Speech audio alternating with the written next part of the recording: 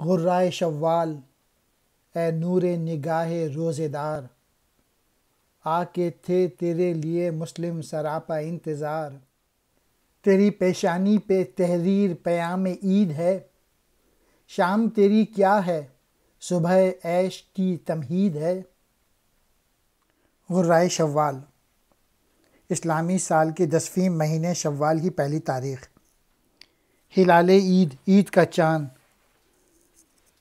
نور نگاہ آنکھوں کی روشنی، روزے دار روزہ رکھنے والا، سراپا سر سے پاؤں تک۔ مین میسج یہ ہے کہ شوال کے نئے چاند کا انتظار مسلمانوں کو ہوتا ہے اور اس کے انتظار کرتے رہتے ہیں، اور جیسے ہی شام کو نکلتا ہے تو اس وقت سے خوشیاں شروع ہو جاتی ہیں صبح تک۔ سرگشت ملت بیضا کا تو آئینہ ہے، اے ماہ نو ہم کو تجھ سے الفت دیرینہ ہے۔ جس علم کے سائے میں تیغ آزماں ہوتے تھے ہم، دشمنوں کے خون سے رنگیں قبا ہوتے تھے ہم۔ تیری قسمت میں ہم آغوشی اسی رعایت کی ہے، حسن روز افزوں سے تیری آبرو ملت کی ہے۔ سرگشت کہتے ہیں واقعات کو یا گزرے ہوئے لمحات۔ ملت بیضا روشن قوم یعنی ملت اسلامیہ۔ آئینہ جس میں عکس دیکھا جا سکے۔ ماہ نو نیا چاند۔ الفت دیرینہ پرانی محبت۔ علم جھنڈا۔ حسن روز افزوں ہر روز بڑھتے رہنے والی خوبصورتی اور دلکشی۔ آبرو کہتے ہیں عزت کی۔ اے ہلال عید، اے چاند، دیکھا جائے تو تیری حیثیت جو ہے مسلمانوں کے لیے آئینے کی حیثیت رکھتی ہے، جو ہمارے عروج و زوال کی آئینہ دار ہے۔ اے نئے چاند، تیرے ساتھ ہماری محبت انتہائی پرانی ہے۔ تجھے یہ بات تو یاد ہوگی کہ ہم مسلمان اس پرچم تلے دشمن سے مقابلہ کرتے تھے، اور ستارے کے علاوہ تو بھی موجود تھا جو کہ یہ تماشا دیکھتا تھا، اور ان لڑائیوں میں ہمارے کپڑے زیادہ تر دشمنوں کے خون سے آلودہ ہوتے تھے۔ رعایت کہتے ہیں جھنڈے کو۔ اے چاند، تو اسی پرچم سے ہم آغوش ہے جس نے فتح کے ہزاروں جھنڈے گاڑ دیے تھے۔ تجھ میں جو خوبصورتی ہے اس سے ملت کی عزت اور توقیر میں اضافہ ہوا ہے۔ آشنا پرور ہے قوم اپنی، وفا آئیں تیرا، ہے محبت خیز یہ پیراہان سیمن تیرا۔ آشنا پرور واقفیت پیدا کرنے والا، وفا آئیں تیرا وفا کرنا، محبت خیز محبت کو بڑھانے والا، پیراہن کہتے ہیں لباس کو، سیمین چاندی جیسا۔ ہماری جو قوم ہے وہ اپنے شناساؤں سے ہمیشہ محبت اور شفقت سے پیش آتی ہے، اور ویسے بھی چاند تو سراپا محبت ہی ٹپکتی ہے تجھ سے، اور ایسا لگتا ہے کہ تو نے جو لباس پہنا ہوا ہے وہ چاندی کا بنا ہوا ہے۔ اوج گردوں سے ذرا دنیا کی بستی دیکھ لے، اپنی رفت سے ہمارے گھر کی پستی دیکھ لے۔ اور اقبال کا مین میسج آ گیا، مسلمانوں کو جھنجھوڑنے کے لیے یہ شعر کافی ہے۔ اے چاند، تو آسمان کی بلندی پر جگمگا رہا ہے، دنیا کا نظارہ کر رہا ہے، تو ساری قوموں کو دیکھ رہا ہے اوپر سے، اور تو اس بلندی سے مسلمانوں کی پستی، زبوں حالی، بد حالی سب دیکھ رہا ہے۔ قافلے دیکھ اور ان کی برق رفتاری بھی دیکھ، رہ رو درمندہ کی منزل سے بیزاری بھی دیکھ، دیکھ کر تجھ کو افق پر ہم لٹاتے تھے گوہر، اے تہی ساغر ہماری آج ناداری بھی دیکھ۔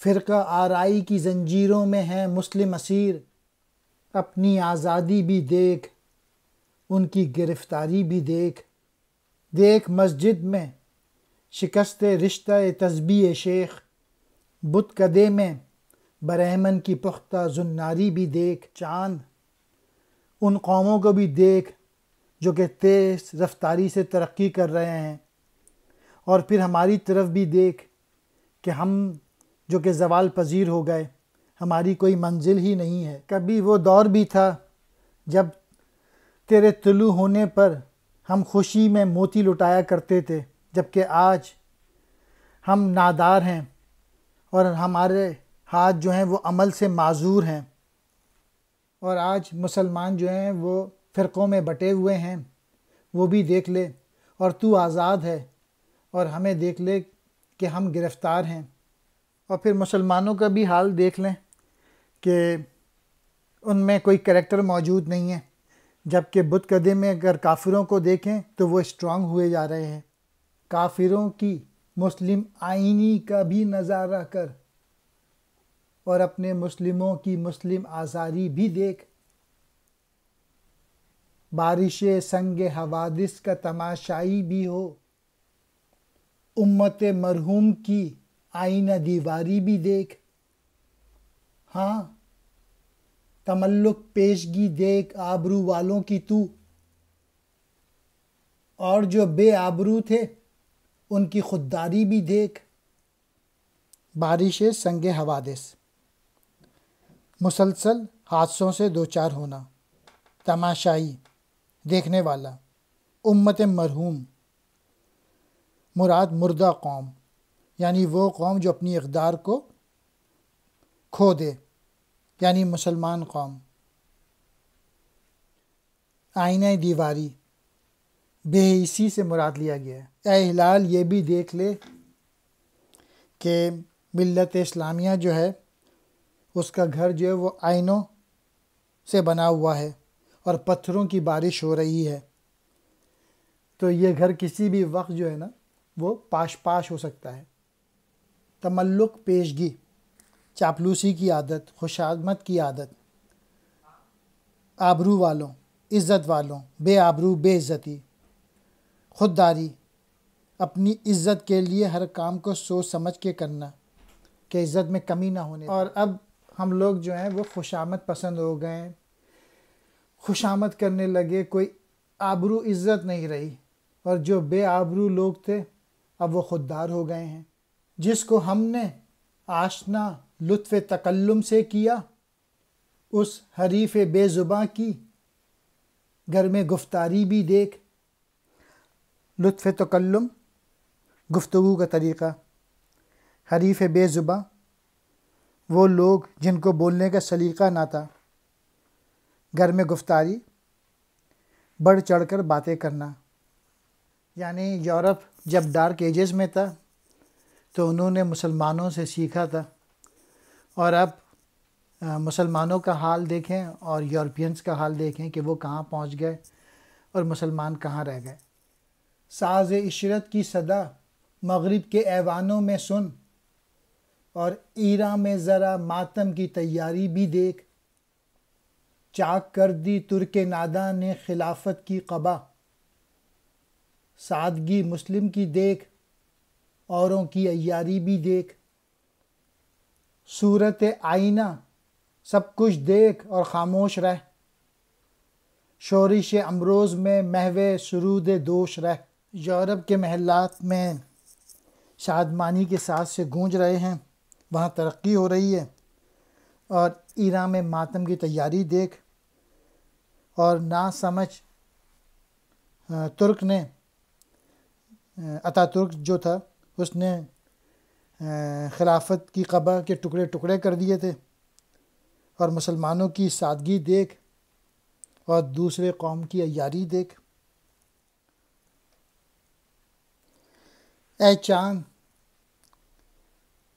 تو بھی یہ سب کچھ آئینے کی مانند خاموشی سے دیکھ، اور آج کی صورتحال کو دیکھتے ہوئے ماضی میں کھو جا۔